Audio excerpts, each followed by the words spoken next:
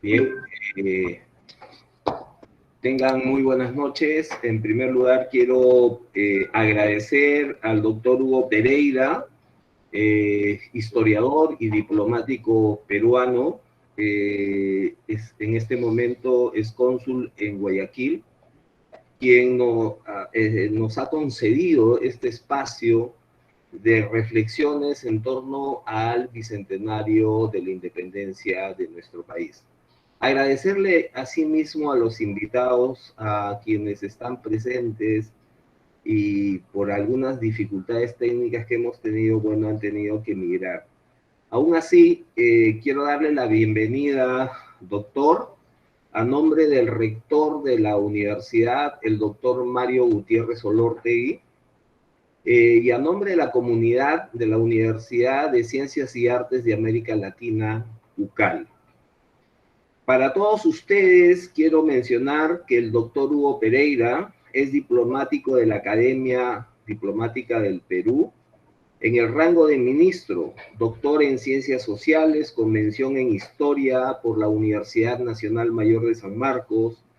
Tiene una maestría en Historia también por la Pontificia Universidad Católica del Perú y es reconocido con la Orden al Mérito por servicios distinguidos en el grado de comendador. En este momento es cónsul del Perú en Guayaquil, y nuevamente reiterarle nuestro agradecimiento por su presencia, doctor Pereira. Buenas noches. Buenas noches, Jesús. Gracias. Bueno, te saludo a ti, te saludo a los estudiantes. Yo quisiera comenzar diciendo que me encanta dirigirme a estudiantes que estudian comunicación o que estudian periodismo. Creo que es el caso, ¿no es cierto? Por supuesto, somos nosotros de la Facultad de Comunicaciones y de la carrera de periodismo. Claro, hay un rasgo porque la historia nos enseña bien. Nosotros tendemos a ver a la historia y a los personajes históricos como estatuas de bronce, ¿no? Como estatuas de bronce, es decir, como seres perfectos, seres, digamos, además con unos rasgos fijos, inamovibles en el tiempo. En fin, esa es una visión muy tradicional de la historia y que existe en todas partes del mundo, en realidad, ¿no? En todas partes del mundo. Cuando uno hace una aproximación histórica, en cambio, descubre que los seres humanos son iguales en todas las épocas, ¿no? O sea, digamos, hay Alejandros Toledos, hay Alan Garcías, hay, qué sé yo, ahora tenemos Pedro Castillos, en todas las épocas de la historia del Perú, ¿no? Con casi los mismos rasgos, las mismas características, ¿no? O sea, un deber del historiador más bien es tratar de ir más allá de esa imagen, ¿cómo decir?, cristalizada que nos ha llegado, una imagen en forma de monumento de bronce, y tratar de entender a los seres humanos en sus circunstancias, ¿no? Y verán ustedes que si uno emplea ese método, porque como periodistas ustedes saben que es así, con las personas, cuando ustedes se enfrentan a un personaje del mundo contemporáneo, saben que lo que está diciendo es la mitad de lo que está pensando, o me equivoco, cuando se entrevista. La mitad, sino la cuarta parte. Eso no es porque sean malos, eso es porque así es la política. Y en un nivel más profundo, porque así somos los seres humanos, ¿no?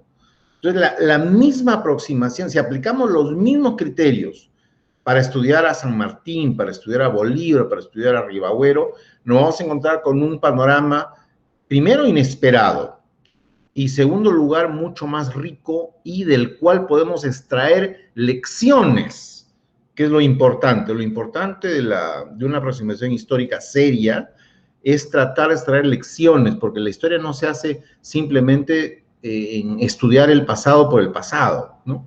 Estudiamos el pasado para tener luces sobre el presente, luces sobre el futuro. Ese es en el fondo el objetivo de una auténtica investigación histórica, ¿no? Los historiadores pues, no son anticuarios, ¿no? Ujú. Son personas que están metidas en el presente y que desean que lo que estudien sea útil para el presente y para el futuro, ¿no? Y van a ver cómo lo es, ¿no? En este caso, que es sorprendente realmente. En ese sentido, quisiera que nos enfoquemos al momento del proceso de la independencia. El Perú, el centro del poder español en América del Sur, ¿sí? Es uno de los, no es el último, pero sí dentro de América del Sur, uno de los últimos en lograr su independencia. Y tiene dos proyectos, porque uno viene del sur con San Martín y otro viene del norte con Bolívar, y confluyen ambos para la liberación del país. El que llega primero es San Martín. Pero veamos, ilústrenos, doctor, ¿en qué se diferencian ambos proyectos y por qué tiene que haber proyectos diferentes sobre el Perú, donde colaboran todas las naciones recién liberadas de España? Porque también significaría de alguna manera un Perú muy poderoso que reemplazaría a España y podría ser un peligro para las recientes repúblicas sudamericanas. Bueno, a ver, vamos a ver, es tan rico este tema que realmente lamento no disponer de más tiempo para poder explicar en detalle las cosas, ¿no? Pero tú, Jesús, has mencionado el corazón del problema, ¿no? El corazón del tema. ¿Cuál es la peculiaridad del Perú dentro de este proceso de la independencia? En pocas palabras, ¿no? ¿Dónde radica la peculiaridad frente a, por ejemplo, a Chile, a Venezuela, ¿no? ¿Dónde está su peculiaridad? Mira, lo primero que hay que decir, que es lo primero que les va a sorprender, ¿no? Es que en 1800 o 1820, digamos, América del Sur no era como es hoy día. Eso es muy importante y sin esto no se entiende nada, ¿no?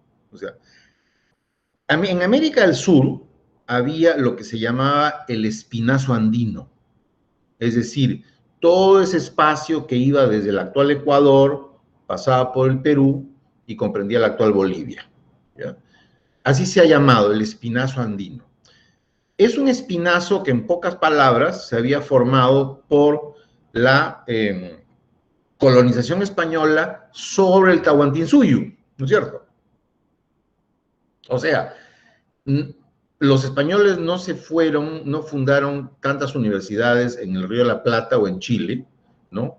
O hicieron tantos obrajes en Río de la Plata o en Chile, o desarrollaron tanto la pintura en Río de la Plata o en Chile, porque sencillamente eran lugares más difíciles de colonizar. ¿Me explico? O sea, ¿cómo se iba a hacer en 1580 en La Pampa, Argentina? O en la frontera del Biobío, una universidad, por ejemplo. ¿Cómo? Entonces, el espacio que dieron los españoles fue la zona donde había habido civilización. Es importante que me sigan con esto, ¿no? La zona donde había habido civilización. O sea, mano de obra sofisticada. Mano de obra sofisticada. E incluso instituciones utilizables. Como por ejemplo los curacas, ¿no? Los jefes de indios. Curacas, ¿no? Entonces, ¿qué ocurre pues en el siglo XVI y en el siglo XVII? Lo que ocurre es que este espinazo andino, o sea, la zona de la cordillera de los Andes, sobre todo la zona de la sierra, ojo, es una época del esplendor de la sierra, ya sé que el Lima está en la costa, pero el mayor desarrollo estaba en la sierra, desde Quito hasta Chuquisaca, florecieron universidades, floreció la iglesia, floreció, en fin, la economía, la pintura que recordamos nosotros es de esa época, pues. La famosa escuela quiteña o escuela cusqueña es de esa época, ¿no? Es una época en la cual el esplendor de este espinazo andino coincide con el esplendor del Imperio Español, que hasta la mitad del siglo XVII es el primer poder del mundo, no de Europa, es el primer poder del mundo. O sea, en 1630, ese espinazo andino, que iba desde Quito hasta Chuquisaca, incluía Lima y el Cusco, era una porción importante del Imperio Español, que era el imperio más importante del mundo, ni más ni menos. O sea, esa época ha sido estudiada por un historiador, sobre todo el más importante es Guillermo Loman Villena, un colega mío, un gran historiador, y él me destacaba mucho esto, ¿no? Es la época en la cual, por ejemplo, las monedas de plata se hacían en el Perú, en esa época Potosí incluía el Perú, circulaban en la China o en Filipinas, ¿no es cierto? A ese punto.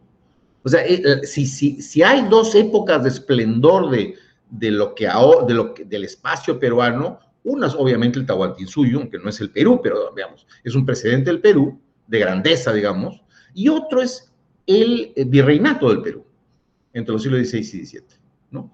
Es la época en la cual el Perú estaba en el mapa del mundo, o sea, no hay ni comparación con lo que ocurre ahora. Ahora Perú está muy marginal en el mundo, muy marginal, en todo término, ¿no? Es así, lamentablemente es así. Pero digo, entonces, pero la pregunta es, si había el espinazo andino y había esta zona desarrollada, digamos, con problemas coloniales, por supuesto, con mita, con esclavitud, nadie niega eso, por si acaso, ¿no? Pero si nosotros comparamos a ese, a ver, llamémosle, simplifiquémoslo, ese San Isidro de Sudamérica, o esa Miraflores de Sudamérica, ¿dónde estaba Villa María del Triunfo? ¿Dónde estaba la Victoria? Bueno, estaba en la periferia, en Venezuela, en Chile, en el Río de la Plata. O sea, la periferia tenía un nivel de desarrollo notablemente inferior al de los países del espinazo andino. Eso pues es raro de comprender, porque cuando uno va hoy día a Buenos Aires y compara con Lima, evidentemente pues no hay punto de comparación. Hoy día Buenos Aires es 3 veces lo que es Lima, ¿no? De todo punto de vista, en universidades, en potencia económica, 3 veces, ¿no? Hoy. Pero en 1800, un rioplatense llegaba a Lima como un provinciano llegaba a una gran capital, ¿ya? Eso es lo más difícil de entender de este proceso, ¿no? Hay que situarse en el tiempo. Ahora, ¿por qué ocurre la independencia? Es otra cosa de la cual no se habla mucho. Resulta que desde comienzos del siglo XIX, España se ve involucrada en una serie de guerras, ¿no? Primero aliada con Francia contra Inglaterra y después enemiga de Francia porque es invadida por Francia, mejor dicho, por Napoleón Bonaparte. Es muy largo enumerar lo que pasó, pero el hecho concreto es que en 1808 una fuerza invasora francesa captura la monarquía española y la saca de España, o sea, la secuestra. Fernando VII y su papá Carlos IV son secuestrados. Entonces, a un pueblo acostumbrado a un monarca, para un pueblo acostumbrado a un monarca, eso es como un cataclismo en la cabeza, ¿no? ¿Quién manda entonces? Eso ocurrió en 1808 y también hubo la guerra española contra los franceses. Antes había habido la gran derrota española y francesa contra los ingleses en Trafalgar, en 1805, que casi acabó con la escuadra española, ¿no? En otras palabras, España se debilitó terriblemente desde 1805 hasta 1812, por lo menos, o 14, en que finalmente Fernando VII regresa a Madrid, ¿no? Pero en ese periodo es un periodo en el cual España pierde posibilidades de, por ejemplo, enviar tropas para pacificar o controlar América. Pero, ¿y cómo se comportaban las élites acá en las nacientes repúblicas cuando, creo yo, que también veían como un peligro a Perú igual al virreinato del Perú, ¿no es cierto? Exactamente, ese es el gran tema. El gran tema es dónde comienza la rebelión, sobre todo la rebelión violenta. Esas rebeliones, como hacía Bolívar, de matar a machetazos a 5,000 españoles en un día, ¿no? Cosa que no ocurrió en el Perú nunca, ¿no? ¿Dónde ocurre esta revolución violenta? Bueno, en la periferia, pues. O sea, no, a ver, simplifiquemos, ¿no? No ocurre en San Isidro de Miraflores, sino ocurre en Villa María del Triunfo. ¿Me explico? ¿Me explico? O sea, es la periferia la que se sintió marginada durante siglos y que comenzaba a emerger por la importancia del espacio atlántico, porque es el Atlántico, el comercio atlántico que comienza a hacer despertar pues, a Cartagena, a Buenos Aires, a Valparaíso, aunque está, Valparaíso está un poquito escondido todavía, pero es ese mundo de la periferia que comienza, que ya había comenzado a crecer en el siglo XVIII, pero que ahora dice, esta es la oportunidad. Esta es la oportunidad. Cosa curiosa, cosa curiosa. Cuando España está invadida, está arrasada por Napoleón, porque en un momento dado, en 1812, lo único español era Cádiz. Cádiz, el único. Lo demás estaba totalmente invadido por los franceses, ¿no?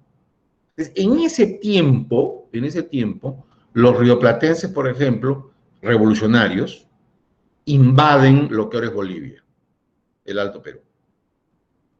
Y, oh sorpresa, ¿quiénes los enfrentan y los derrotan?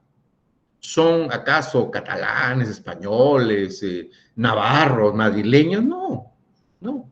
Son cusqueños, puneños y arequipeños, liderados al comienzo por un jefe militar criollo llamado José Manuel de Goyeneche, quien en 1811 derrota a las tropas gauchas rioplatenses. Los derrota y los hace correr. Ahora, es verdad que no son los peruanos, ciertamente. O sea, la noción del Perú no estaba desarrollada, pero eran cusqueños, arequipeños, eran puneños. Era un proto-Perú. Era un proto-Perú. O sea, y lo curioso es que esta defensa, porque nunca había un ejército peruano más brillante, nunca, que el que sirvió bajo órdenes de la bandera de la monarquía, nunca en la historia del Perú había un ejército tan brillante de nacidos en el Perú. Lo curioso es que estos ejércitos recibían órdenes de un virrey, Abascal, que estaba totalmente aislado. Él no podía recibir órdenes de España porque España estaba casi arrasada. Más bien el Perú enviaba dinero a España en esa época para ayudarla con Napoleón. O sea, no había un poder metropolitano que decía ataja a los rioplatenses en el Alto Perú. No, es un poder interno. O sea, comienza a haber un proceso interno entre nuestros países. ¿Ya? O sea, lo que quiero decir en pocas palabras es que en la guerra de independencia se destaca mucho la oposición de los países que se liberan contra España. Sin duda, existió ese nivel, sin duda.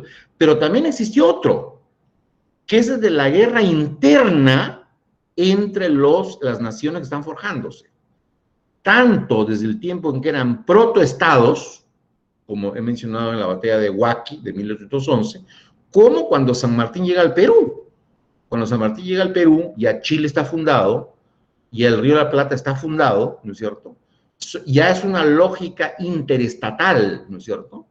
Entonces, la situación, como les digo, no es tan simple. Ahora, la pregunta es, qué curioso que los últimos en independizarse son los más ricos. Quito se independiza en 1822, ¿no?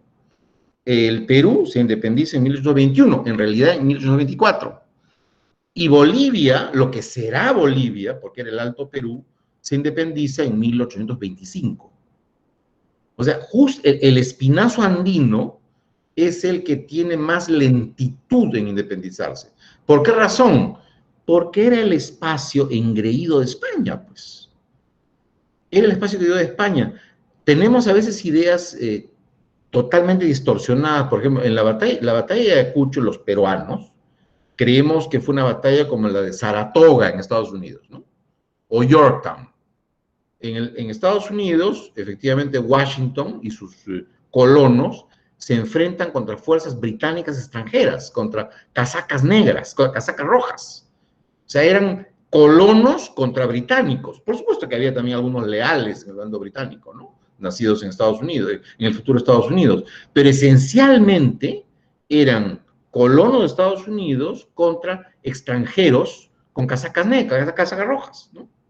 Bueno, eso es traspuesto, eso lo hacen los historiadores peruanos posteriores, deformando la realidad, esa realidad es traspuesta a la batalla de Ayacucho, y nosotros creemos que en la batalla de Ayacucho había los patriotas colombianos y peruanos contra navarros, catalanes, madrileños, ¿no? Y al finalmente fueron derrotados estos peninsulares. Esa es la imagen que se tiene. La realidad es que en el bando patriota había una mayoría de soldados colombianos, o sea, de lo que ahora es Ecuador, de lo que ahora es Colombia, de lo que ahora es Venezuela, de lo que ahora es Panamá.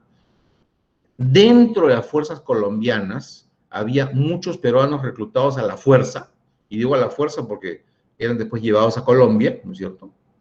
O sea, eran casi presos, digamos.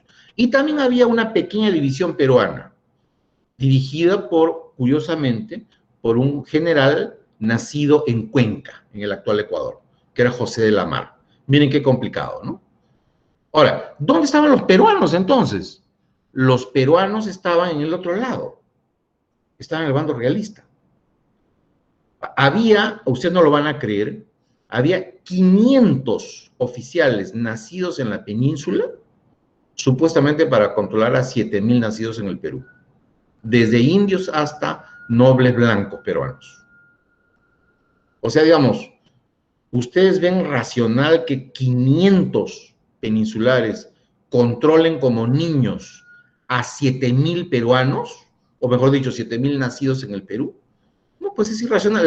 La realidad es que el bando realista era muy fuerte, y por una sencilla razón, porque los realistas no necesariamente tenían lealtad a España.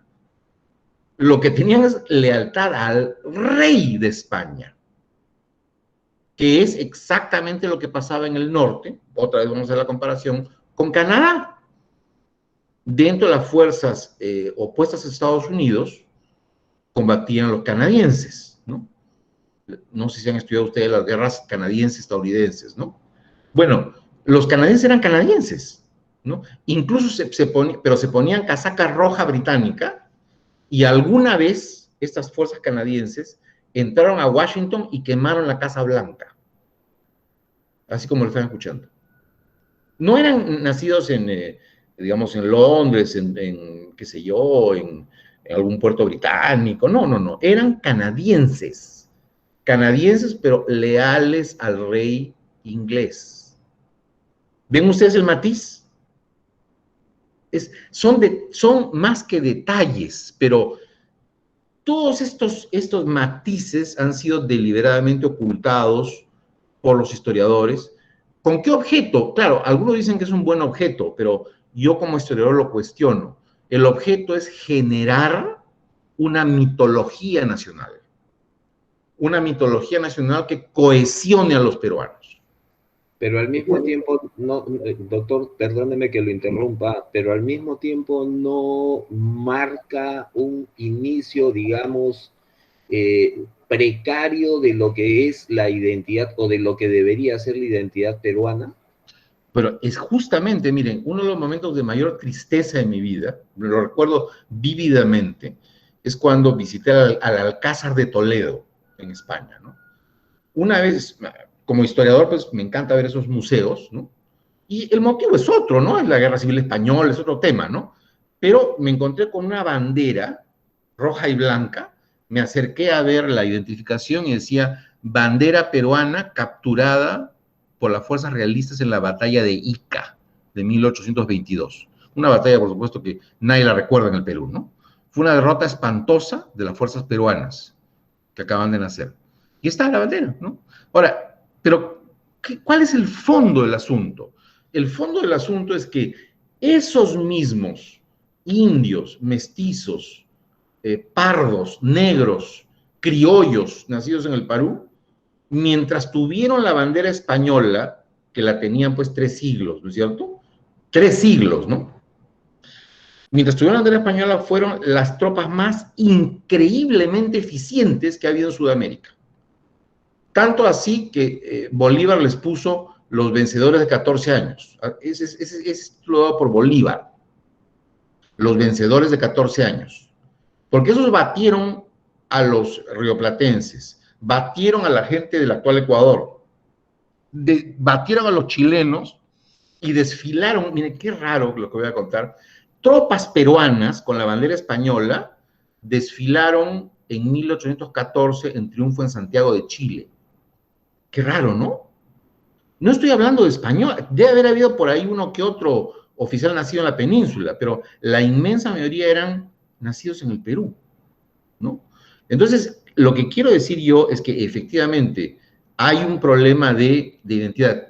A mi madre, por ejemplo, que hablo con ella de esto, le dije, mira, mamá, es como si a ti te dijeran, mira, usted señora es católica, ya. Mañana usted va a ser protestante y se va a ir a una iglesia protestante. ¿Tú qué haces, mamá? Tuvo una reacción hasta violenta. Recuerdo que tuvo una reacción hasta violenta. ¿Qué cosa? Me dijo. ¿Yo irme a un templo protestante? Yo soy católica. Bueno, eso ocurrió en la independencia del Perú. O sea, el sentimiento de identidad nacional prendió más en la periferia, porque habían sido pues la periferia. Ellos tenían que construir, Chile tuvo que construir prácticamente de la nada. Chile es un país con un enorme mérito, porque prácticamente comenzó de la nada. Pero el efecto bueno es que pudo construir desde abajo, ¿no? En cambio, nosotros teníamos 3 siglos de tradición virreinal, ¿no es cierto? Y entonces, sacarnos de la cabeza esa especie de religión cívica que teníamos, fue muy difícil. Fue muy difícil, ¿no? De hecho, si se analiza, por ejemplo, el Acta de la Independencia de 1821, y se hace una biografía individual de cada uno de esos miembros que firmaron, uno se topa con la sorpresa de que muchos de ellos siguieron siendo patriotas, otros se pasaron a bando realista, ¿no es cierto? Y otros oscilaron entre realistas y volvieron patriotas otra vez. Lo que pasa es que nadie se toma el trabajo de hacer un estudio detallado sobre eso. ¿Ustedes saben cuándo Hipólito Unanue comienza a rebelarse, digamos? El famoso Hipólito Unanue, el que va a ser presidente del Congreso Constituyente después. ¿Cuándo es que hay un gesto en el cual dice que muestra rebeldía? En 1820, cuando ya San Martín está en el Perú. Es de los peruanos que dicen, no, un momentito, el bando realista está hundiendo, mejor me pliego a San Martín. Eso es lo que dice el sentido común. Ya sé que vendrá algún historiador tradicionalista y me dirá, no, lo que pasa es que su corazón pudo aflorar. ¿Dónde está la prueba empírica de eso? ¿Dónde está una carta, digamos, de 1815, en la cual diga, sí, porque vivimos oprimidos, ¿no? Y vamos a destruir este régimen real y llamamos al Perú? ¿Dónde está ese documento? Porque yo los he buscado desesperadamente, ¿ah? Yo los he buscado desesperadamente para tratar de ver si de repente hay algún fundamento en esta tesis de la oportunidad de la independencia. O si no, ustedes vean el cuadro de una señora Edna Velarde, de la llegada de San Martín a la playa de Paracas, y vean ustedes el cuadro, ¿no? Es un cuadro hecho hace pocos años, ¿hace cuántos? 40 años, ¿no? No es mucho tiempo. Es una imaginación, ¿no? Y aparece por ahí un pescador levantando el brazo, vivando a las fuerzas chileno-argentinas que acaban de desembarcar. Ahora, la pregunta que me hago yo es, ¿dónde está la base empírica para pintar eso? ¿Dónde? La única base empírica que hay es la de un oficial peruano realista de apellido Quimper, que con su catalejo observó aterrado cuando llegaba la expedición libertadora, y cuando desembarcó San Martín, en Pisco hubo pánico y la gente huyó de Pisco diciendo, ya llegaron los chilenos. Eso es lo que dicen las fuentes.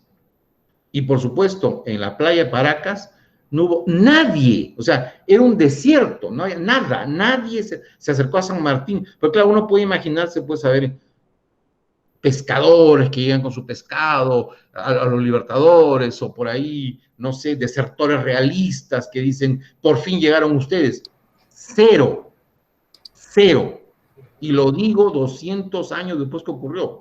Cero. Entonces, ahora contestando a la pregunta, al tema, digamos, de esta charla. Entonces, ¿cómo hizo San Martín? Bueno, lo que ocurría es que, en pocas palabras, en el Perú no había ni esas masas enfervorizadas que querían la independencia, ni tampoco todos eran realistas, fanáticos y entusiastas. O sea, decir una de esas dos es negar la verdad histórica. Ni hubo gente gritando, ya por fin estamos... Eso es una visión equivocada, y la otra es pensar que todos eran conservadores, que todos eran tibios.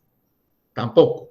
Y por una sencilla razón, porque Fernando VII, cuando regresó a España después de ser capturado por Napoleón, se portó de manera horrible, no solamente en el Perú, sino con todos los países hispanoamericanos.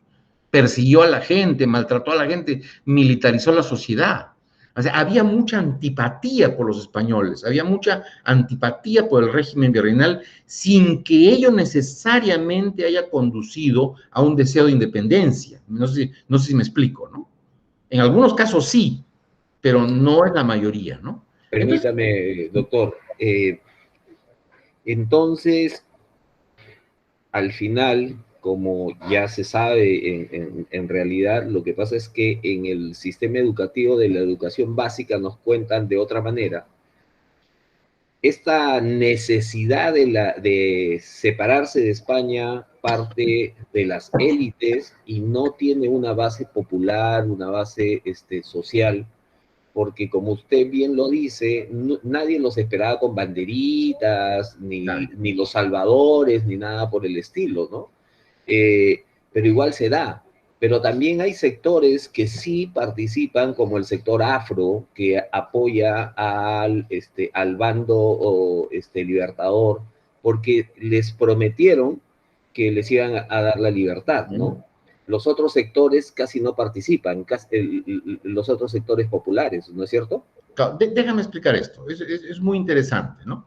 En pocas palabras, lo que se ve en este proceso es el talento de San Martín. El talento, aquí hablo a los periodistas, ojo, ¿ah? El talento político de San Martín. Como dije, San Martín llega al escenario que ya les he dicho, ¿no? Nadie gritando viva la independencia, pero tampoco mucho entusiasmo por el régimen virreinal en muchos sectores, ¿no? Ese es el medio que encuentra San Martín. Pero lo que hace San Martín son varias cosas, ¿no? Primero envía a fuerzas a la sierra para ganar popularidad. Y efectivamente es una operación exitosa. Curiosamente, quien dirige esta expedición a la sierra es un tipo nacido en España, Álvarez de Arenales. Es otra cosa también, es un español, ¿no?, que está en el bando patriota, ¿no? Sube a la sierra y derrota a los realistas en Cerro de Pasco. Pero hay una importante, acogida popular en la sierra, ¿no? En la costa, lo que hace San Martín es, en primer lugar, se sale de la zona de Ica y se va a Huaura, estratégicamente, ¿no? Rodea Ica y se va a Huacho Huaura. Entonces, ahí comienza a hacer varias cosas, ¿no? Primero, esta medida de los africanos, ¿no es cierto?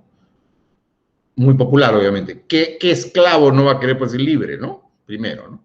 Segundo, publica un periódico. Ojo, publica un periódico en campaña. Eso ocurre en abril de 1821, ¿no? Y lo más importante de todo, comienza a conquistar a la clase alta del Perú, de Lima, mejor dicho, estaba dividida en un sector minoritario, pero muy activo de patriotas, ¿no? Ahí estaba José de la Ribagüero, ahí estaba el conde de la Vega del Ren, en fin, había bastantes patriotas, pero también había un sector que no era tan entusiasta, de estos que decían, bueno, se ven cambios en toda América Latina, pero la verdad es que, no sé, eso de la independencia no entusiasmaba mucho. Había de los dos grupos, digamos.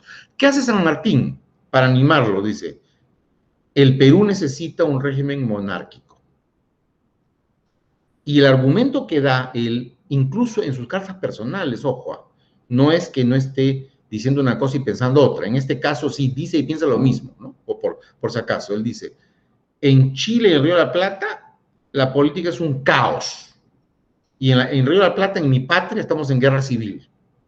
O sea, tanto hemos luchado para que al final las repúblicas nacientes sean un caos de sangre. Entonces, eso no quiero que ocurra en el Perú. Entonces, lo que quiero es estabilidad para el Perú, ¿no es cierto? Y además que la gente, la clase alta, la gente que maneja el dinero, que maneja los contactos, esté tranquila porque no va a haber un régimen novedoso, no va a haber un salto al vacío, ¿no? Va a haber un régimen independiente, pero monárquico. Permítame, doctor, Sí. pero no es parte de una estrategia porque el Perú, el virreinato del Perú, era el centro del poder español en América del Sur, y si se aseguraba la estabilidad en el Perú, eso iba a conllevar a que las nacientes o las otras repúblicas que recién se habían independizado pocos años antes de Perú, también se estabilizaran como producto de esta ola estabilizadora, y que al mismo tiempo neutralizaría el poderío de esta parte de lo que sería el Perú, y equipararía de alguna manera a todas las repúblicas, ¿o no? Bueno, en realidad tú has ya avanzado a donde yo quería llegar, ¿no? Porque primero he hecho una especie de presentación del panorama y has llegado a donde yo quería llegar, ¿no? Pero lo que pasa es que si no explico lo anterior, no se entiende lo que voy a decir ahora, ¿no?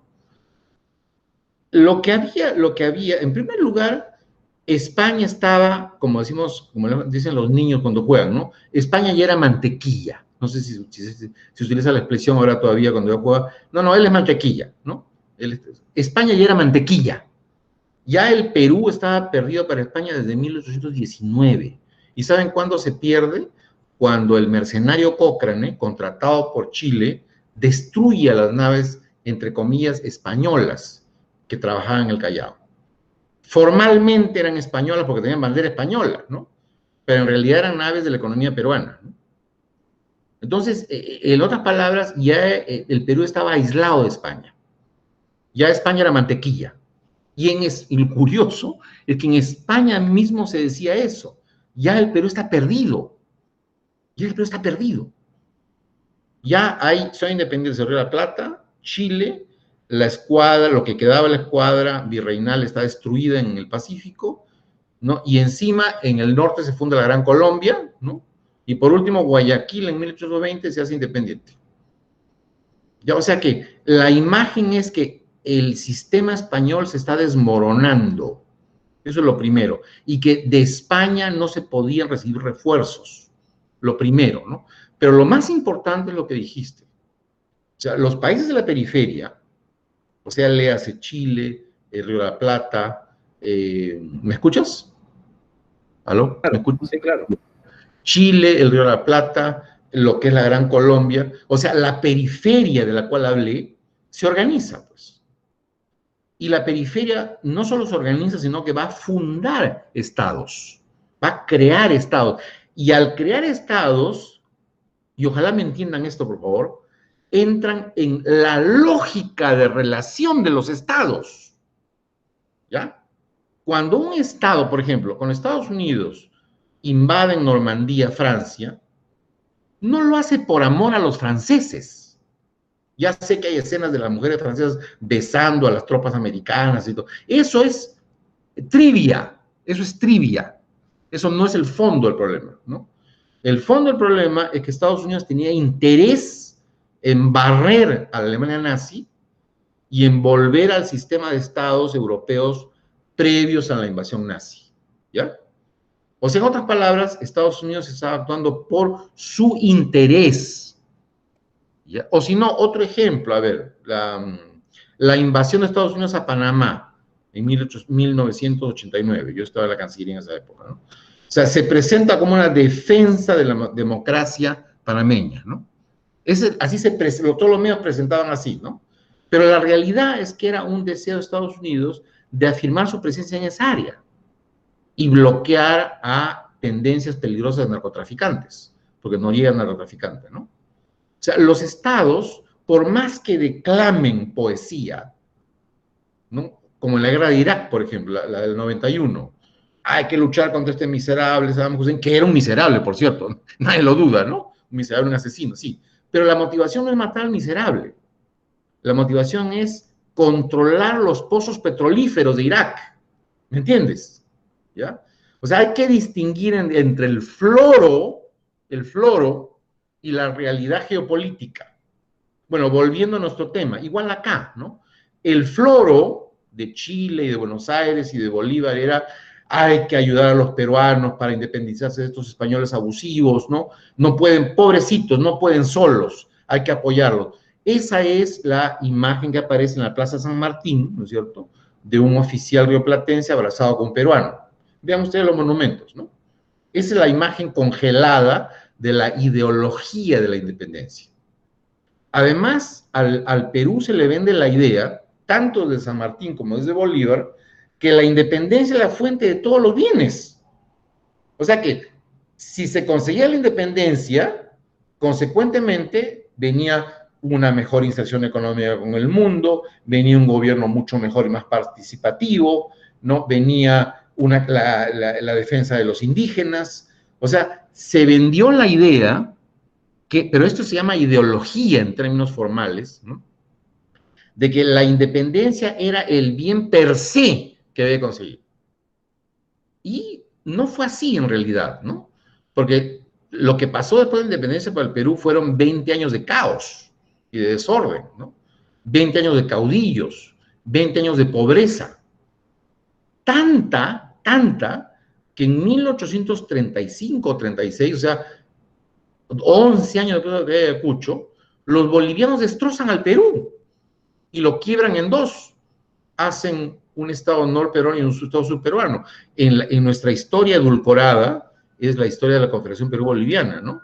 Pero la realidad es la realidad de un país que había quedado postrado después de la independencia, que incluso es arrasado por los bolivianos, que están mucho mejor que nosotros. O sea, quedaron mejor parados que nosotros, ¿no es cierto? O sea, así no se cuenta la historia, pues, ¿no? Entonces, volviendo a la independencia, a los años de independencia, los estados nacientes, Chile, Río de la Plata y también la Gran Colombia, desean una independencia acomodada a sus intereses. Acomodada a sus intereses. No por favor, en esto no hay maldad. Es una tontería pensar que malo. No, no, no, no, no. Estos son políticas de Estado. O sea, si ustedes leen, por ejemplo, El Príncipe de Maquiavelo, donde se habla de la política, o sea, ahí no hay moralidad ni inmoralidad, hay amoralidad. O sea, las cosas funcionan cuando son amorales, cuando no se consideran los elementos morales. ¿Qué es lo que interesa y lo que es lo que funciona? Es terrible, por cierto, pero todos los estados actúan así. Todos, sin excepción, actúan así, ¿no? Y todos meten floro sobre las cosas, digamos, oscuras de su interés, ¿no es cierto? Entonces, no es un tema de maldad o bondad, por si acaso, ¿no? Lo subrayo. Entonces, los operadores políticos, San Martín, O'Higgins, Bolívar, van a preparar una situación post-independencia, pero en función de sus intereses. ¿Y cuáles son sus intereses? En el caso de Río de la Plata, por ejemplo, una mayor relación con Inglaterra, ¿no? O sea, acabar ya con el Pacífico ya muere como centro comercial, y el centro es Inglaterra dominando el Atlántico, y comerciando con Buenos Aires, con Montevideo, y en la esquinita con Valparaíso, ¿no?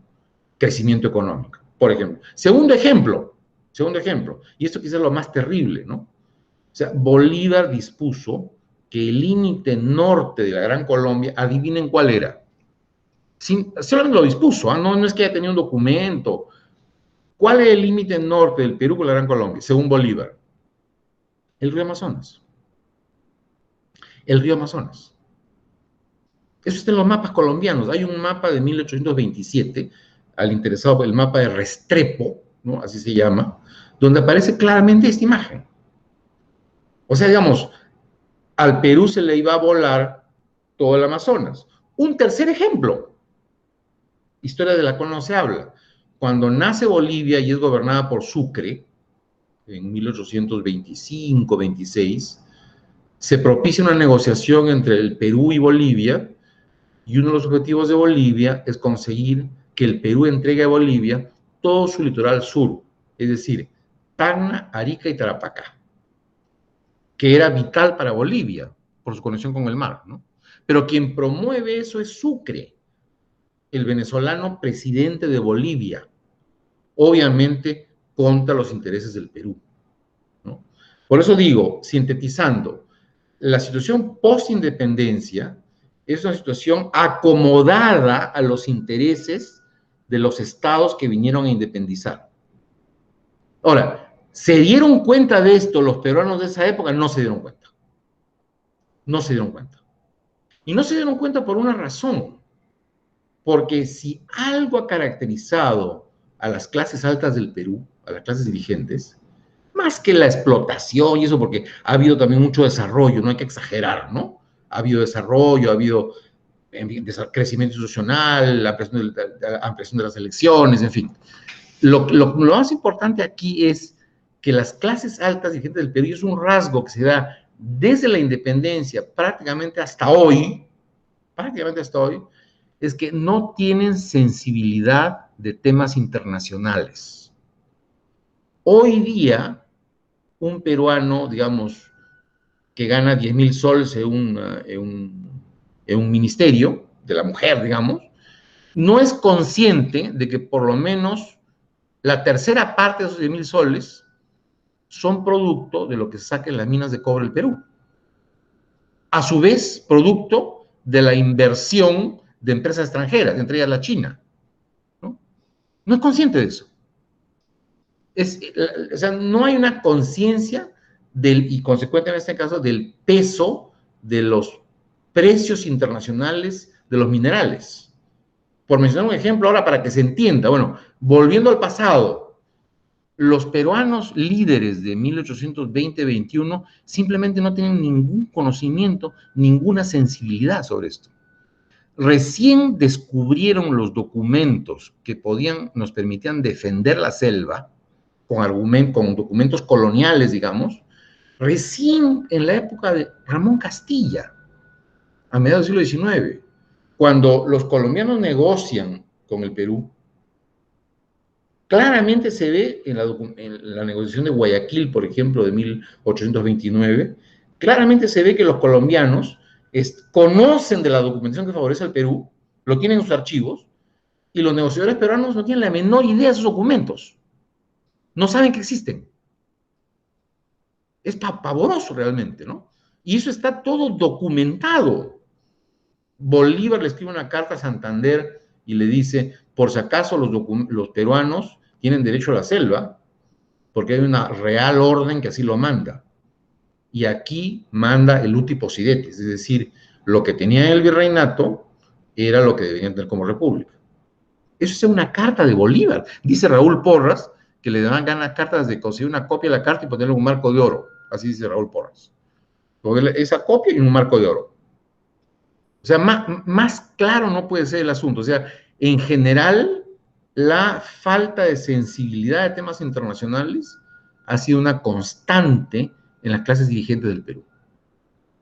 Una constante. Hay infinidad de ejemplos sobre esto. Hay infinidad de ejemplos sobre esto. Pero un poco para hablar del proyecto del sur y del norte, ya he explicado lo que era su esencia, ¿no? Gracias.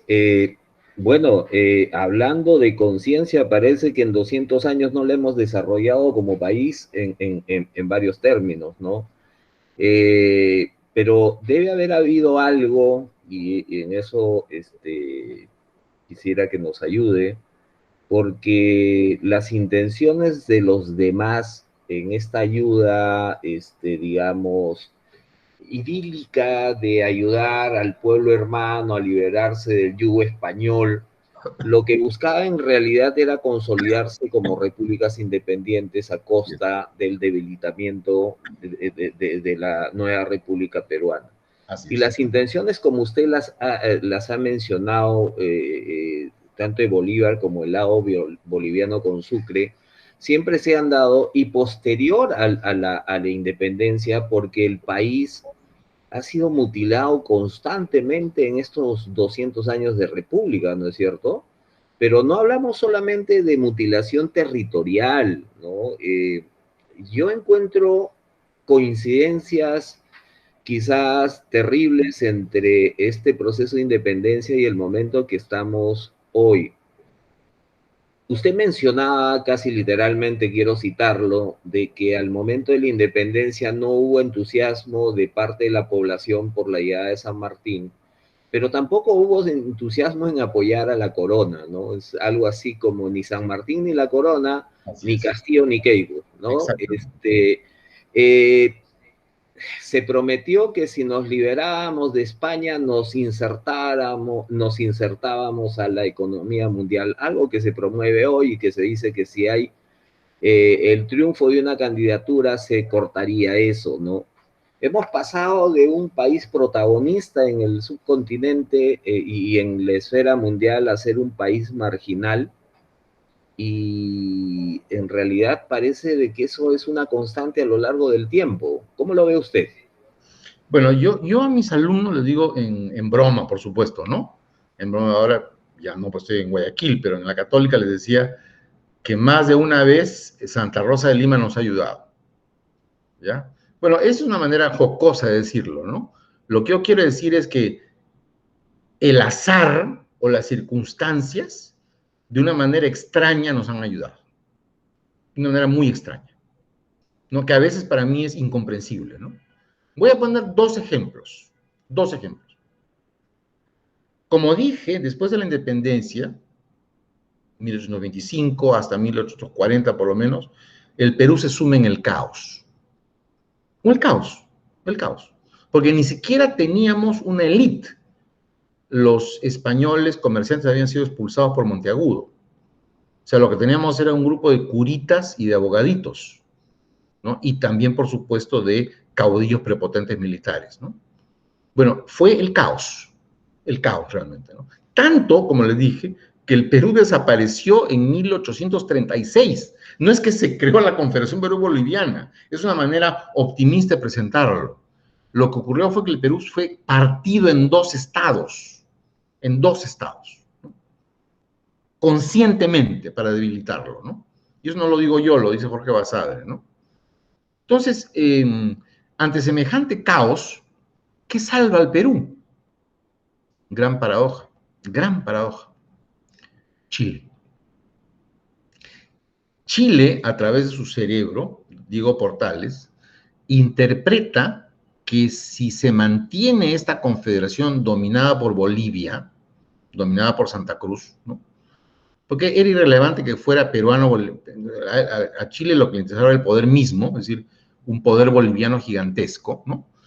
Este poder iba a terminar, con toda razón, arrasando a Chile, pues. Arrasando a Chile. O sea, en términos de riqueza, de población, iba a terminar simplemente engullendo a Chile, en lo cual Portales tenía razón. Entonces, el plan de Portales, que fue asesinado antes de poner en práctica digamos, ayuda contra la Confederación, es enviar expediciones, ¿no? Para luchar contra la Confederación. Expediciones chilenas al Perú que fueron acompañadas de peruanos opuestos a Santa Cruz. Ejército chileno con algunos auxiliares peruanos. Por cierto, que el más importante de los auxiliares peruanos fue Ramón Castilla. Ramón Castilla es una cuestión ya de trivia, ¿no es cierto? Pero estando en Chile, incluso pacificó una zona de Chile cuando mataron a Portales, con los húsares del Perú. Curioso, ¿no? Qué raro, ¿no? Los húsares del Perú en Chile en 1800, sabe Dios, 1837, por ahí, que salen a las calles a poner orden en una población en Chile ante el caos de la muerte de Diego Portales, ¿no? Bueno, Ramón Castilla. En fin, salgamos de la anécdota. Este ejército chileno llega al Perú, es rechazado al comienzo por las fuerzas boliviano-peruanas de Santa Cruz, y en un segundo intento, los chilenos, apoyados por este grupo de peruanos, vencen en Yungay en 1839 a la Confederación Perú-Boliviana. La vencen militarmente, ¿no? Entonces, ¿cuál es el efecto de esto? El efecto es que Chile le pone Soldimix al Perú otra vez. Así lo hago a mis alumnos. Agarró Soldimix y lo pegó otra vez, ¿no? Lo pegó otra vez, ¿no? Y mantuvo lo que se dice en derecho la situación anterior. O sea, volvió las cosas a su estado anterior. Bolivia con Bolivia, como estaba, y el Perú y sur y norte unidos. ¿Por qué hace Chile esto? Bueno, obviamente en la historiografía chilena esto se presenta como un gesto de amor al Perú, ¿no es cierto? Típico, ¿no? Típico. No, era simplemente que el interés de Chile era mantener la situación como estaba. Porque además, si el Perú seguía como estaba, no iba a ser ningún peligro para Chile. Si el Perú iba a seguir siendo el país caótico que fue antes de la Confederación, no iba a ser ningún peligro para Chile. Ninguno, ¿no? Ahora, pero aquí interviene Santa Rosa de Lima, como digo. ¿Qué ocurre? En 1841 se descubre la riqueza del guano. El guano. El guano lo llevan a Inglaterra y en Inglaterra las plantaciones florecen de una manera increíble. Es casi como un milagro. Y el guano comienza a ser exportado por toneladas y toneladas. Y ya es la época de Castilla, ¿no? Y el Perú, que era un país totalmente anárquico, comienza a ordenarse con el liderazgo benéfico de Ramón Castilla, que tenía dinero. Entonces, por ejemplo, aparece la economía de exportación de la costa, el algodón, desde esa época. Otra cosa, se desarrolla la navegación a vapor, también es importante. Entonces, los antiguos arequipeños que miraban más a Bolivia, ahora toman su barco y se van a Lima. Y Lima se llena de arequipeños, por cierto, ¿no? O sea, en otras palabras, la tecnología hace que el Perú se una, porque sin esa, digamos, un barco a vela que suba desde Arequipa a Lima, por el viento lo hace con mucha dificultad. Eso está, pregúntale a cualquier marino, con mucha dificultad. Pero con la navegación a vapor, la cosa cambia, ¿no es cierto? Y entonces, de alguna manera, el Perú se integra más, tiene más recursos. El primer mapa del Perú se hace y se publica en 1864. Ya les dije que el primer mapa de la Gran Colombia se publica en 1827, ¿no? Bueno, el primer mapa del Perú es en 1864. Entonces, como ocurre un milagro en realidad. Es un milagro, es un milagro. ¿De qué viene eso? No lo sé. Por eso hago la broma de Santa Rosa de Lima, ¿no? Es somos una sinfonía del caos permanente, ¿no? Y no solo eso, no solamente el Perú crece económicamente, sino que se vuelve una potencia internacional. Ojo, con la guerra, hay cosas que merecerían un novelista.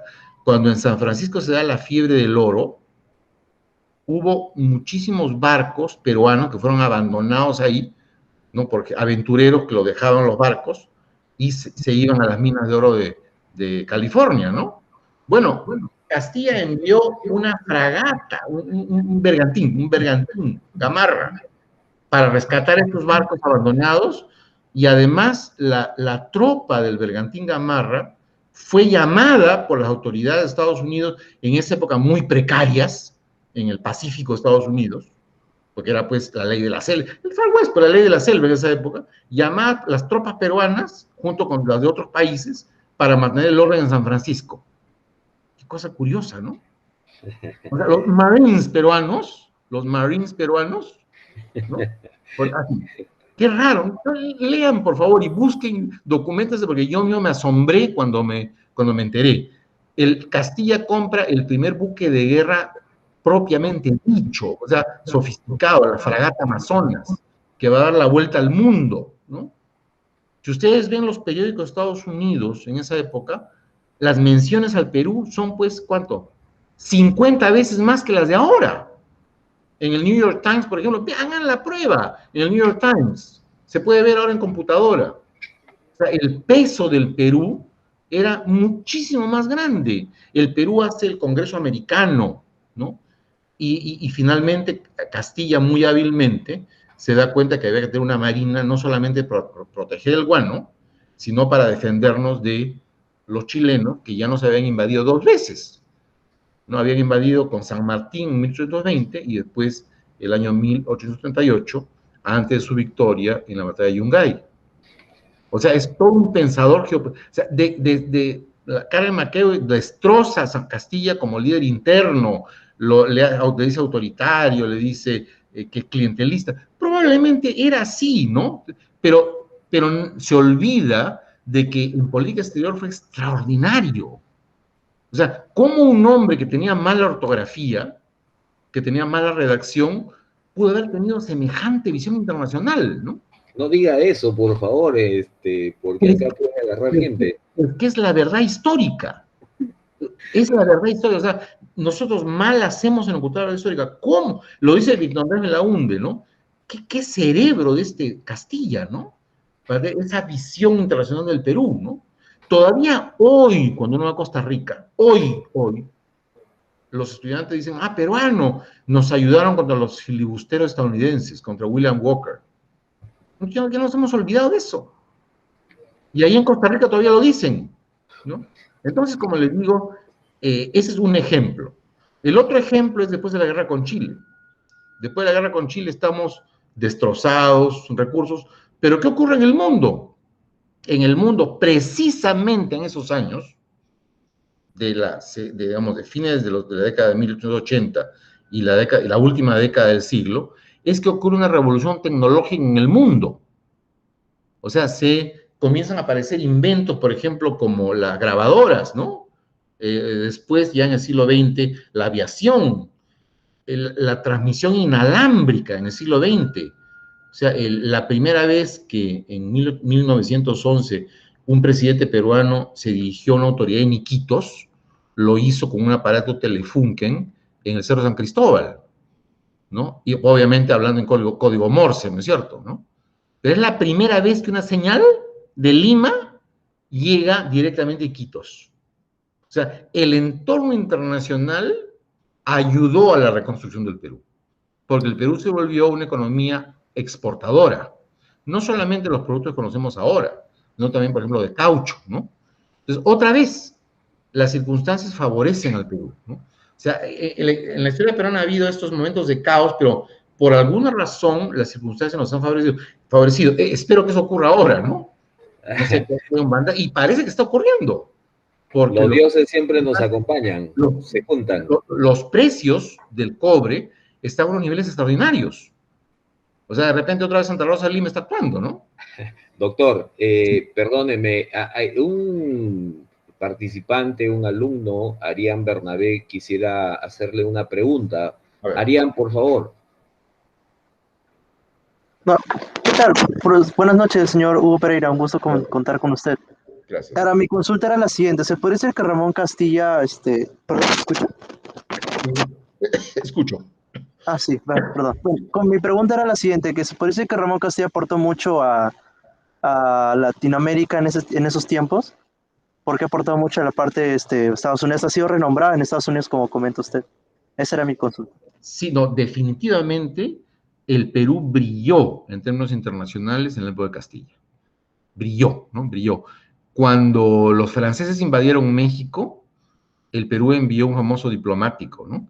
Corpancho, para protestar contra el gobierno imperial, porque se fundó un imperio en México, ¿no? Entonces, él apoyó a Benito Juárez y a los liberales mexicanos, ¿no? Murió trágicamente ahogado cuando lo votaron, ¿no? Yendo a La Habana, ¿no?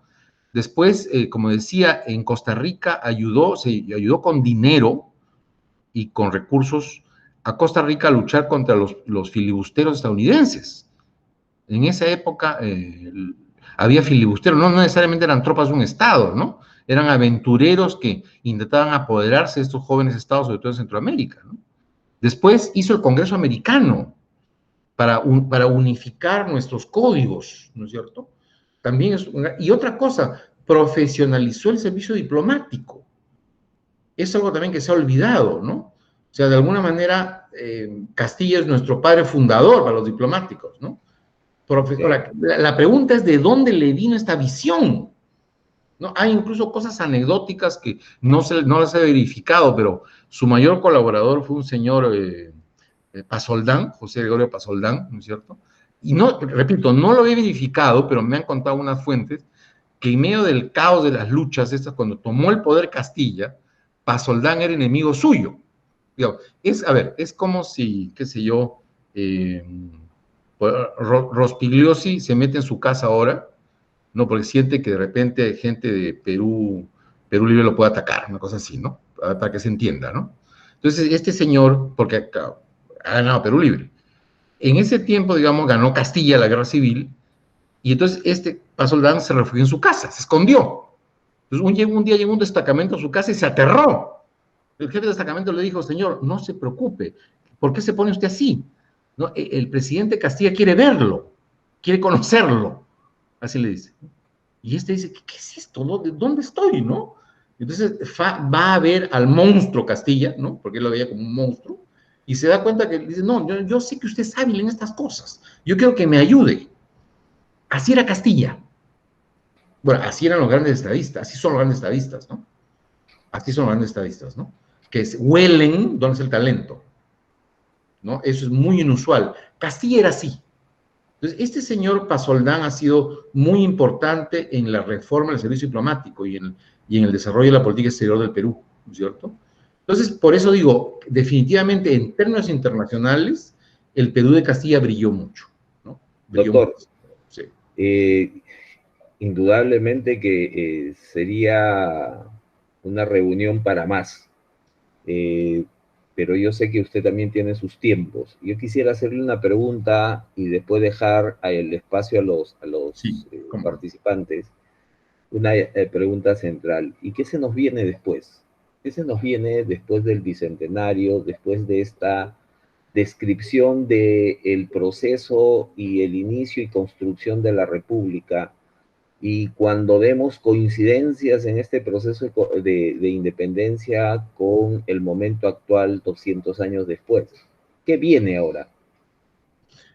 A ver, o sea, yo como funcionario diplomático no puedo entrar en lo absoluto en el plano de voto por esto o por otro. Para comenzar, perdón, no estoy yendo por el plano estrictamente electoral. Esto quiere aclararlo. Como república. Yo no puedo, además soy cónsul general, no puedo, imposible. Claro, claro. Pero sí, digamos, lo que yo puedo hacer es vislumbrar un escenario ideal y vislumbrar un escenario problemático, ¿no?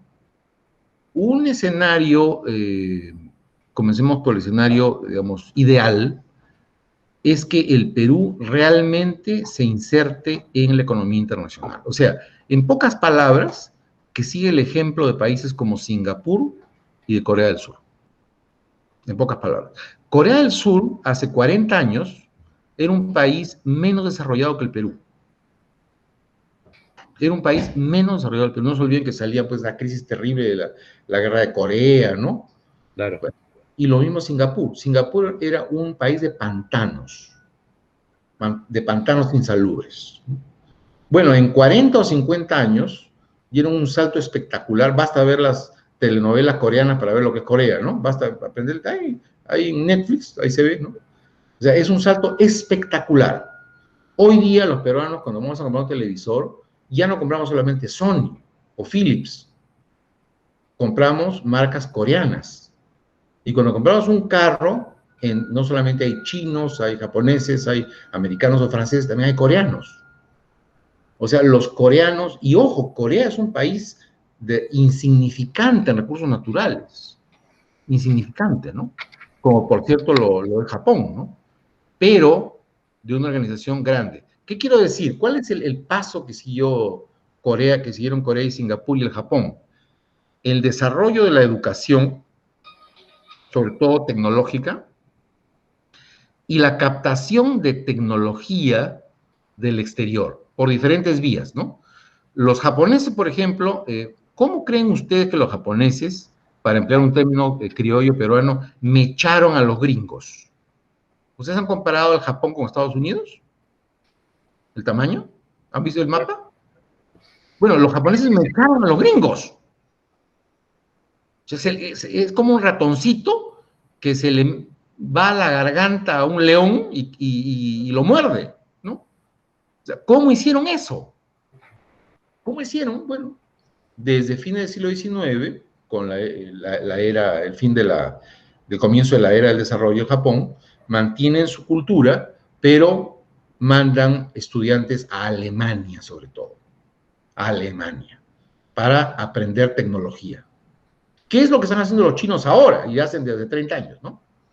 Alemania, en este caso es Alemania, en otro caso Estados Unidos, pero digamos, primer elemento. Segunda cuestión es la inversión extranjera.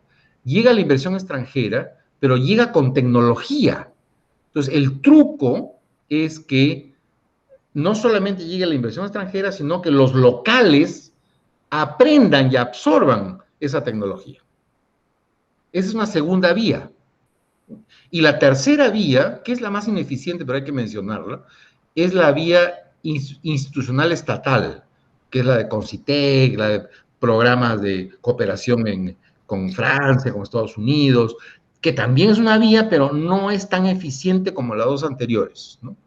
Entonces, lo que le queda al Perú, porque el Perú no tiene alternativa, si sigue exportando simplemente polvo de cobre, no va a desarrollarse. Lo que tiene que hacer el Perú es, manteniendo todavía el patrón exportador tradicional, comenzar a incursionar en la captación de tecnología.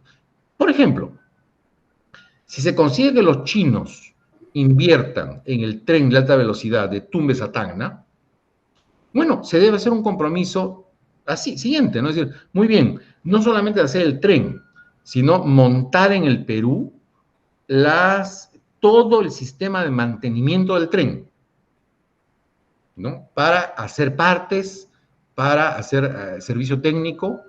O sea, no es que se malogre el tren y se manda a llamar chinos. No, no, no, no, no, no. Es en grande lo que se hizo con los aviones coreanos de la época de Humala, ¿no? O sea, se trae la fábrica de los aviones coreanos y se hacen los aviones coreanos acá. Obviamente cuesta al comienzo del proceso, pero terminan haciéndose aviones coreanos en el Perú. Y ya no son coreanos, son peruanos, ¿no es cierto? Bueno, en grande o en chico, ese tiene que ser el salto que dé el Perú. Y el segundo salto que debe dar es el salto de las cadenas de valor que está relacionado con esto.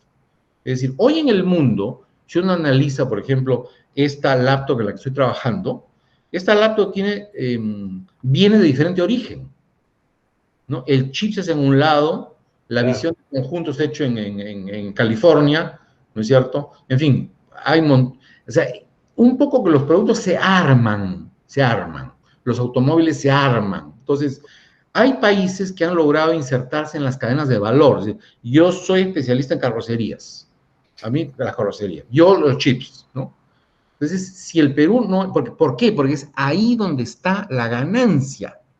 O sea, la ganancia en un producto con alto valor agregado es mucho mayor que la ganancia que se obtiene de un producto primario. Entonces, para eso se requiere una gran reforma de la educación. O sea, el Perú debe de aspirar a que sus niños a los 15 años tengan un buen nivel de matemáticas y todos saben inglés. Un buen nivel de matemáticas y todos saben inglés. Pero saber inglés. Yo he visto instituciones, he trabajado en el ejército, por ejemplo, donde no sabían leer los manuales en inglés de los armamentos. O sea, si no entramos a un buen nivel de matemáticas y a un buen nivel lingüístico de conocimiento de otro idioma, sobre todo del inglés, bastaría el inglés, ¿no? No vamos a despegar. Doctor, las propuestas que usted plantea también tendrían que tener otro tipo de soportes, ¿no? O sea, un soporte es el fomento de la ciudadanía con una visión de prosperidad general de la población y, por supuesto, con una democracia sólida que implica liderazgos permanentes, políticas de Estado permanentes, que lamentablemente carecemos hemos carecido en estos 200 años de república, ¿no? Sobre esto hay una polémica, ¿no? Y no quiero dorar la píldora. No me gusta a mí, sobre todo como estudiante universitario, dorar la píldora. Me gusta decir lo que yo pienso, ¿no? Sobre eso hay una polémica, sobre el tema de la democracia, ¿no? Básicamente hay dos modelos, ¿no? Claro. El modelo noruego o sueco o finlandés, ¿no? Y por otra parte, el modelo del sudeste asiático, que mencioné, de Singapur y de Corea, ¿no? O sea, evidentemente el contenido democrático de un país como Finlandia es mucho mayor que el de Corea, sin duda. Pero Corea es quizá más próspera que Finlandia. Yo trabajé en Naciones Unidas. Hice grandes amigos ahí del sudeste asiático, ¿no? Y sobre todo me sorprendía la gente de Singapur. Los de Singapur habían sido colonias británicas, ¿no? Entonces eran pues unos lords achinados, ¿no? Unos lords achinados, unos tipos finísimos, ¿no? De un nivel altísimo, ¿no? Todos habían estudiado en Oxford, en Cambridge, ¿no? Entonces me hice muy amigo de ellos, además eran pues muy entretenidos.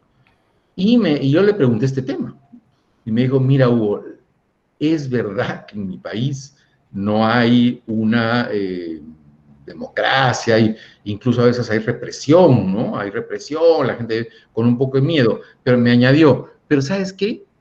Cuando mi papá me habla de eso, inevitablemente después me dice, bueno, pero no hay que pensar en esas cosas porque hoy día hay sesión de repartición de utilidades en la empresa. No pensemos tanto en eso, no pensemos tanto en eso porque hoy día hay una super sesión de repartición de utilidades en la empresa, ¿no? Es un poco, digamos, cómicamente, el modelo del sudeste asiático, ¿no? En cambio, en Finlandia se llega al extremo pues, ya de un extremo de democracia, ¿no? De extremo de políticas de asimilación, ¿no? O sea, yo diría que es hasta exagerado, ¿no? Hasta exagerado. En Noruega llegan al menor problema con un niño que ven que tiene problemas, cuando el papá le levanta la mano, prácticamente lo secuestran al niño. El Estado lo secuestra al niño. Llega la policía, lo lleva al niño y lo sacan de su hogar un tiempo. O sea, a ese extremo, ¿no? A ese extremo. Entonces, como les digo, hay de los dos gustos. La gran pregunta es, de acuerdo con nuestro patrón histórico, por eso es importante la historia, ¿y nuestro patrón histórico calza más con el modelo finlandés o con el modelo de Corea del Sur? El tema es que parece que con ninguno, porque con una población donde más del 70% vive en la informalidad, la repartición de utilidades como que no le cae a todos, ¿no? Y la violencia interna en la familia y en la sociedad es a veces hasta consentida, y no tenemos conciencia ciudadana ni conciencia de los derechos básicos de las personas, difícilmente alcanzaremos a Finlandia, ¿no? Pero yo no me refiero a eso, yo me refiero a los países en su punto de partida. Ah, ¿no? Claro. A veces se dice, por ejemplo, Finlandia, wow, los Nokia, wow, todo wow, ¿cierto, no? Pero cuando vamos a Finlandia, y por eso es importante la historia, cuando vamos a Finlandia en 1890 o en 1910, ellos tuvieron su Pinochet. ¿Saben cómo se llamó? Mannerheim. Vean esa cosa me interesa que la compulsen en Wikipedia, ¿no? Mannerheim, el Pinochet de los finlandeses. Mannerheim fue el militarote que evitó que Finlandia tuviera tendencias comunistas. Había tendencias comunistas en toda Europa, en Holanda, en Inglaterra, en Francia. En el caso de Finlandia, fue este Pinochet, ¿no? Que en 1910, 1920, frenó al comunismo. Pero, ¿cuál es la característica del método finlandés o el método noruego, donde en todos lados hubo ese freno al comunismo? Es, tratemos de que desde el comienzo la gente sienta los beneficios del crecimiento. Ah, claro. Y ahora, ¿por qué ocurre eso? Otra vez, es la matriz. O sea, en una sociedad homogénea, racialmente, por ejemplo, eso es más fácil de hacer. ¿No? Por ejemplo, ¿no? Un empresario maderero finlandés tiene como su mano derecha a un joven finlandés de origen pobrísimo, pero que es inteligente, muy inteligente, y finalmente el reforzador de la riqueza, el gran administrador. Bueno, el razonamiento del empresario finlandés es, bueno, que se case con mi hija, pues. Así es simple. Nadie va a decir, pero ¿cómo? Si era un pata al suelo, seguramente algunos lo dirán, pero en Finlandia, por ejemplo, ¿no? Termina el de origen pobrísimo casado con la hija del dueño de la empresa, ¿no? ¿Por qué? Porque en ellos no hay la división que hay entre nosotros. Ahora, cruelmente, vean la situación en el Perú. Imagínense, pues, en el diario del Comercio, ¿no es cierto?, a un gran periodista que es una mega periodista, pero es puneño y es indio. O sea, por más que saque el premio Nobel de periodismo y se aspira a la hija del dueño del comercio, no, ganarás $50,000 al mes, pero con mi hija no te metas, ¿no? Hay una anécdota sobre eso en la época de Sánchez Cerro, ¿no? Que pretendió o pretendía a una de las Miroquesadas.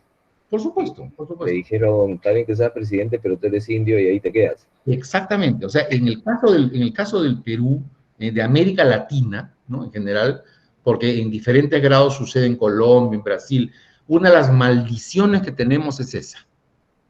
Y no solamente es la fragmentación racial, sino cultural. O sea, es a la vez una gran riqueza por la variedad, fíjense en la cocina, por ejemplo, pero también un gran problema. Traba. Porque genera estas situaciones de embudo social, ¿no es cierto? Así es. Entonces, ese es el problema. Ahora, la pregunta es, ¿podremos superar esa matriz racista, excluyente? ¿Será posible? Yo creo que ahí está la clave, ¿no? Ese es el reto de los jóvenes, ¿no? Y de las generaciones que vienen, pero comenzando con bases sólidas y comprendiendo hechos como los que acaba de narrarnos y que nos ilustra y que nos muestra diferentes facetas de lo que es el proceso de construcción de nuestra república, de lo que somos y de lo que deberíamos ser, ¿no? Ahora, lo que sí quería subrayar, y eso lo digo a mis 62 años, yo la verdad es que he visto mucho mundo por mi carrera, y como historiador he visto el mundo de otra manera también, pero yo he llegado a una conclusión general, ¿no? Que lo que caracteriza a un régimen exitoso, a un país exitoso, ¿no?, auténticamente exitoso, ¿no es cierto?, es decir, que se aproxime a la felicidad, digamos, para simplificar esto, ¿no? No al poder agresivo, militar, sino a la felicidad, ¿no? Es una combinación de gran desarrollo de la empresa privada por sobre la empresa estatal, pero dentro de una democracia efectiva, ¿no es cierto?, y con regulación estatal. No control estatal, sino regulación estatal. Miren, la primera vez que fui a Alemania, como ejemplo lo pongo, deposité mis dólares, $5,000 tenía, lo deposité en el Deutsche Bank, ¿no? Entonces, cuando fui después al banco, pedí sacar $100 y me dieron el equivalente en marcos. En esa época no había el euro. Y yo, ¿pero por qué no me dan mis dólares? No. Usted, si quiere lo de aquí, esos dólares los transfiere a una cuenta de su país. Pero si usted quiere dinero de nosotros, se lo damos en marcos. ¿Pero por qué? No, porque así es la norma. Así es la norma. Es Alemania 1992. No sé si ha cambiado. Pero a eso me refiero con regulación, ¿no? O si no, lo que decían en la campaña electoral, ¿no?, que una pareja de cultivadores de papas en la sierra, por cada costal de papas llega el especulador, ¿no?, que por lo general es un mestizo, como en el virreinato, él dice, sí, te doy 10 soles por tu bolsa de papas. 10 soles. Bueno, ese señor se va al mercado y vende la bolsa por 100 soles. O sea, en ese sentido, el Estado tiene que intervenir, es decir, tiene que haber una entidad que le compre el producto al campesino. Evidente, no le dará 100 soles probablemente, pero le dará 50, ¿no? Claro, claro. Otro ejemplo, el oxígeno. O sea, en esas circunstancias actuales, para pisar tierra ahora como estamos, el oxígeno tiene que ser un bien gratuito. El argumento de, no, que va a quedar un hueco, no interesa eso. No interesa que haya huecos, ¿no? O sea, el oxígeno es gratuito, pero eso sí, no a tontas y a locas, porque algunas veces se hace un mercado especulativo de esto, ¿no? Tiene que haber gente que identifique los lugares que requieren oxígeno e ir a dejar el oxígeno y controlar que no le falte. Bueno, a eso llamo yo regulación estatal. Entonces, en pocas palabras, es un gran desarrollo del capitalismo, porque es el único sistema válido que hay, con un gran desarrollo de la empresa privada, porque de ahí es donde viene la riqueza, pero con democracia, ¿no? Y con regulación estatal.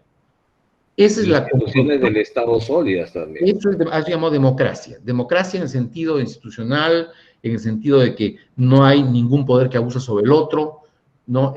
O sea, en ese sentido, ¿no? Ahora, ese es el ideal. Ese es el ideal. Es el ideal. Ahora, si vamos a llegar a eso, yo espero que sí lleguemos, ¿no? Permítame, si hubiera alguna pregunta de ustedes, los que están participando, para ya cerrar nuestra noche. Bien. Doctor, nos podríamos quedar mucho tiempo. Indudablemente que es un conocedor de la historia y de la situación actual. Le agradecemos enormemente su participación y colaboración con la Facultad de Comunicación de la Universidad de Ciencias y Artes de América Latina, UCAL. Que reciba el saludo y el agradecimiento de nuestro rector, el doctor Mario Gutiérrez Solórztegui, y esperamos contar con usted en otra ocasión. Déjeme decirle de que soy un apasionado de la historia, también he estudiado historia, lamentablemente no lo terminé como carrera profesional, y estoy seguro que tendríamos unas tertulias inacabables sobre historia con usted. No sé si usted nos dice algo final para acabar, porque le estamos quitando mucho de su tiempo también. No, amigo Jesús, y también agradecerle al rector, agradezco también yo la presencia de los alumnos, ¿no? Yo soy profesor universitario, o sea, lo que pasa es que como soy cónsul en Guayaquil he tenido que dejar esa carrera por 5 años, ¿no? Pero como mi padre, yo soy profesor universitario, es una vocación que tengo, ¿no? Y yo siempre pido a mis alumnos que indaguen sobre lo que yo he dicho. Es una cosa que me gusta mucho, ¿no? Que indaguen. Ahora lo pueden hacer en la computadora, ¿no? Que no comprueben que esa es una expresión muy dura, pero que indaguen y vean si lo que he dicho se acerca o no a la realidad. Es lo que siempre he hecho en mis clases, ¿no? Entonces, y por otra parte, también soy consciente de que como todo ser humano tengo una limitación, o sea, no puedo, por ejemplo, yo no soy economista, por decir, ¿no? Yo no soy un economista, ¿no? Yo lo veo todo desde el punto de vista de las ciencias histórico-sociales, desde el punto de vista de la diplomacia, desde el punto de vista de las relaciones internacionales, pero, digamos, es muy difícil encontrar a alguien que tenga una visión total, ¿no? Claro. Del ser social, del ser histórico. Entonces, pero sí, digamos, dentro de mis especialidades hago lo posible por, digamos, tratar de llegar a los alumnos, ¿no? Tratar de, sobre todo, hacerles entender conclusiones a las que uno llega luego de mucha meditación, ¿no? Eso podría decir. Muchísimas gracias. Quiero agradecerle nuevamente en nombre de la universidad, agradecerles a todos ustedes, jóvenes, por habernos acompañado, a los invitados externos también, por habernos acompañado esta noche. Bueno, tengan muy buenas noches, muy agradecidos por su presencia. Bueno, gracias a mi amigo. Adiós. Gracias. Nos vemos.